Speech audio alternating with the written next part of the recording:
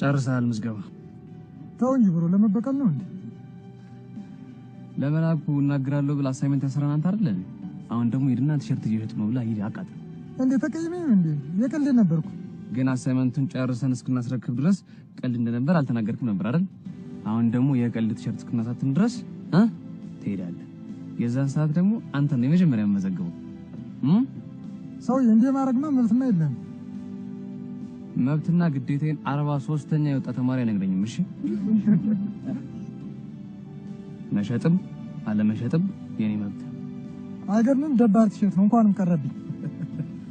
ባይ ባይ ቻው ቻው እሺ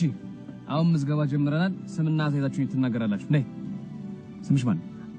አበባ